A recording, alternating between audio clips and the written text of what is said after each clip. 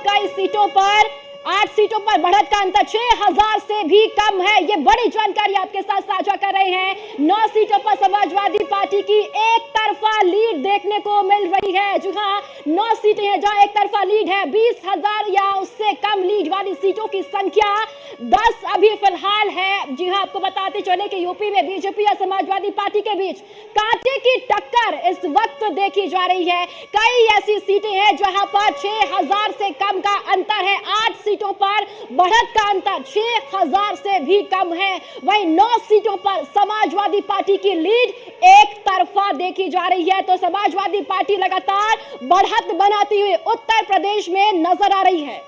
बिल्कुल, क्योंकि देखिए जिस तरह से शुरुआती रुझान जब सामने आए हैं उसके बाद से अब ये धीरे धीरे तस्वीर सामने साफ होती जा रही है और कांटे की टक्कर, क्योंकि लगातार हम इस चीज का जिक्र कर रहे हैं कि 2024 का चुनाव बेहद दिलचस्प है। और जब हम उत्तर प्रदेश की बात कर रहे हैं तो उत्तर प्रदेश में ये चुनाव जैसे जैसे आज का समय बढ़ता जा रहा है उतना ही ज्यादा कांटेदार और दिलचस्प होता जा रहा है, क्योंकि तमाम ऐसे जो दिग्गज हैं उनकी साख दांव पर लगी है। और चलिए एक बार फिर से आपको न्यूज रूम लिए चलते हैं जहां पर हमारे सहयोगी हेमंत जी हमारे साथ जानकारी साझा कर रहे हैं। जी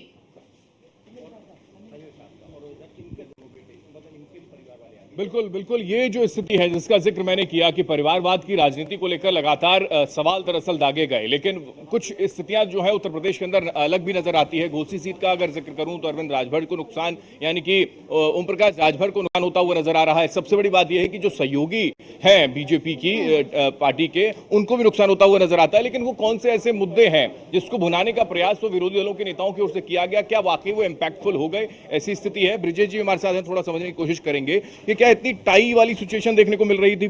एग्जिट पोल में तो खैर नजर नहीं आया, लेकिन ग्राउंड पर हकीकत और जनादेश ये बता रहा है। हेमंत, सबसे बड़ी बात है, बेहद दिलचस्प है, जिस परिवारवाद का आरोप लगा करके बीजेपी ने समाजवादी पार्टी पर उत्तर प्रदेश में जमकर हमला किया, चाहे वो कांग्रेस हो या समाजवादी, दोनों पर बीजेपी ने हमला किया कि परिवारवादी पार्टियां हैं, ये केवल अपने परिवार के बारे में सोचती हैं। लेकिन ये नैरेटिव बनाने की कोशिश की गई थी, लेकिन उसे जनता ने नकार दिया। आप 5 में से 4 सीटें समाजवादी पार्टी के परिवार को जो है मिलना, आप अपने आप समझिए। दूसरी सबसे बड़ी बात यह है, वहां बीजेपी के सहयोगी संजय निषाद के बेटे प्रवीण निषाद संत कबीर नगर से वहां से पीछे चल रहे हैं।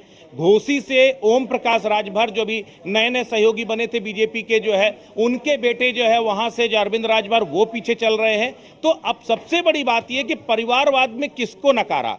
परिवारवाद की जो राजनीति जो बीजेपी ने अटैक किया था समाजवादी पार्टी या कांग्रेस पर, वो बैकफायर कर रहा है, वो उल्टा उनके ऊपर कहीं ना कहीं दिखाई दे रहा है।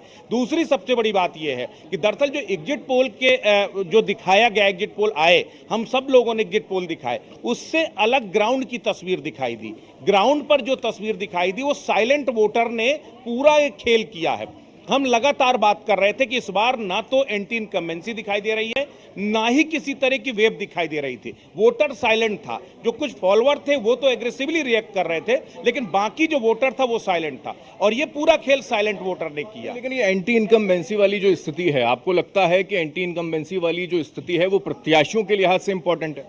बिल्कुल, मुझे लगता है ये पार्टी से ज्यादा, चेहरे से ज्यादा प्रत्याशियों की एंटी इनकम्बेंसी थी। बीजेपी ने एक बड़ी भूल की। बीजेपी को लग रहा था कि कहीं ऐसा ना हो कुछ बगावत हो। यही वजह है कि बीजेपी ने तमाम अंतर्विरोधों को दरकिनार करते हुए पुराने चेहरों को दोबारा मैदान पर उतारा। कोई 2 बार से सांसद था तो कोई 1 बार से सांसद था, लेकिन उन पुराने चेहरों को लेकर स्थानीय स्तर पर नाराजगी थी। यूं तो बीजेपी के लिए कहा जाता कि ग्रास रूट लेवल पर बीजेपी बहुत होमवर्क करती है, सर्वे कराती है और तब जाती है मैदान पर, लेकिन मुझे लगता है शायद बीजेपी इस महीने में चूक गई और उत्तर प्रदेश में उसने लगभग 90% टिकट रिपीट किए हैं, और उसमें से लगभग 1.5 दर्जन से 2 दर्जन सीटें ऐसी हैं जहां पर रिपीट कैंडिडेट इस समय हार की कगार पर हैं। 6 आपको केंद्रीय मंत्री हार की कगार पर बैठे हैं। तो यह बताता है कि शायद प्रत्याशियों को ना बदलना ये बड़ी एंटी इनकम्बेंसी साबित हुई बीजेपी के लिए, और उसका फायदा कहीं ना कहीं समाजवादी पार्टी और कांग्रेस से गठबंधन ने उठाया। यानी कि जो रणनीति थी, चाणक्य नीति थी, वो कुछ हद तक फेल होती हुई नजर आई है। अंबुजा जी भी हमारे साथ हैं। अंबुजा जी, क्या कुछ और अपडेट आपके पास है? कितना मार्जिन लग रहा है? ऐसी सीटें हैं जो फंसी हुई नजर आ रही हैं आपको? देखिए, ये आंकड़ा बढ़ता जा रहा है। अभी स्क्रीन पे कहेंगे, थोड़ा दिखाइए। ये एक सीट है आंवला की, ये यहाँ मार्जिन देखिए 570 वोटों का मार्जिन है। इसके अलावा ये खीरी की सीट है, ये अजय मिश्रा टेनी वाली, यहाँ पे 948 हो गया। अभी ये लगभग 7000 के आसपास था। ये आप लगातार देखेंगे। इसके अलावा जो है ये देखिए, ये सीट है यहाँ पे बांदा की, यहाँ पे मार्जिन था लगभग 6000 के आसपास, 1486 हो गया है मार्जिन।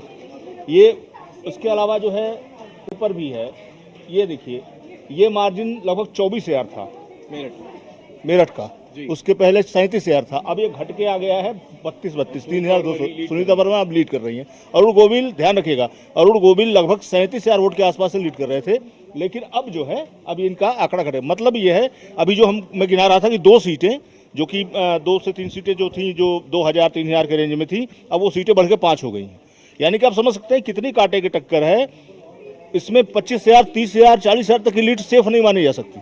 50,000 तक की लीड सेफ मानी जाएगी, लेकिन 30,000, 35,000, 40,000 तक की लीड को सेफ मान के निश्चिंत होकर मिठाई बांटना भाई उचित नहीं है। ठीक है, ये बहुत महत्वपूर्ण बात आपने कही। हमने अभी तक तस्वीरें वो ढोल नगाड़ों की नहीं देखी, वो तस्वीरें हमने अभी तक नहीं देखी कि मिठाई कहाँ है। हालांकि ऑर्डर पहले से दे दिए गए, बीजेपी मुख्यालय पे हमने देखा था कि ऑर्डर पहले से दे दिए गए हैं, लेकिन उसके बावजूद स्थिति ऐसी नहीं है कि जोश बीजेपी मुख्यालय पर नजर आए कार्यकर्ताओं में। और उल्टा अगर हम पश्चिम बंगाल की बात करें तो टीएमसी अच्छा परफॉर्म कर रही है, वहीं मध्य प्रदेश को अगर छोड़ दिया जाए तो कोई ऐसा राज्य नहीं है जहां पर बीजेपी ने अच्छा परफॉर्म किया हो। लेकिन हाँ, वो अलग बात है कि दक्षिण में एक अलग तरीके की पकड़ मजबूत की है बीजेपी पार्टी ने। लेकिन सबसे महत्वपूर्ण बात, मेरे साथ राजेश भी हैं, उत्तर प्रदेश के अंदर जितनी जोर आजमाइश की, कई रैलियां की, उत्तर प्रदेश के मुख्यमंत्री ने भी कई रैलियां की हैं, देश के प्रधानमंत्री भी वहां पर पहुंचे, गृह मंत्री, सरकार की मशीनरी थी, लेकिन ये जो अंडर करंट था वो समाजवादी पार्टी और इंडिया अलायंस के पास चला गया। ये बिल्कुल आपने सही कहा हेमंत जी। और सबसे बड़ी जो बड़ा फैक्टर जो मैं इस चुनाव में मानता हूं उत्तर प्रदेश में, वो ये हुआ कि बीजेपी जो है वो कहीं ना कहीं सीट बंटवारे को लेके सही से मैनेजमेंट नहीं कर पाई।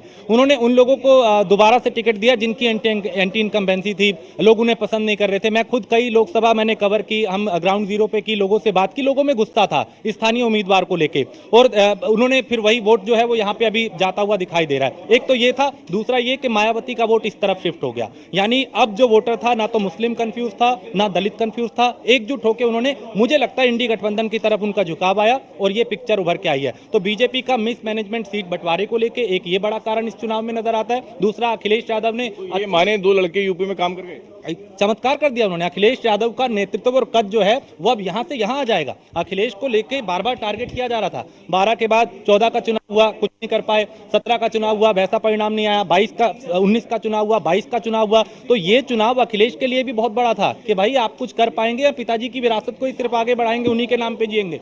आज अखिलेश अगर ये सीटें उनके पक्ष में आती हैं नतीजों में, तो फिर वाकई अखिलेश यादव का कद यहां से यहां आ जाएगा। एक राष्ट्रीय नेता के तौर पर भी वो उभर के सामने आएंगे। ये बहुत महत्वपूर्ण बात है कि उत्तर प्रदेश के अंदर 2 लड़कों का अगर जिक्र किया जाए तो वो 2 लड़कों ने कमाल कर दिया है।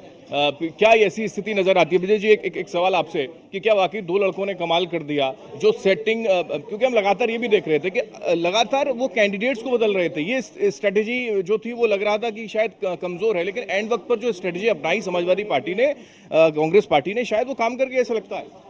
देखिए सबसे बड़ी बात यह है हेमंत, इस बार कहते और वैसे भी जब कहा जाता है कि जब सब कुछ आपके अकॉर्डिंग चलता है तो आपकी रणनीति भी कारगर होती है, आपके मुद्दे भी कारगर होते हैं। बीजेपी को एक ओवर कॉन्फिडेंस इस बात को लेकर के था कि वो जिसको भी खड़ा करेगी उसे चुनाव जितवा करके ले आएगी, और यही वजह था कि 90% प्रत्याशियों को बीजेपी ने नहीं बदला।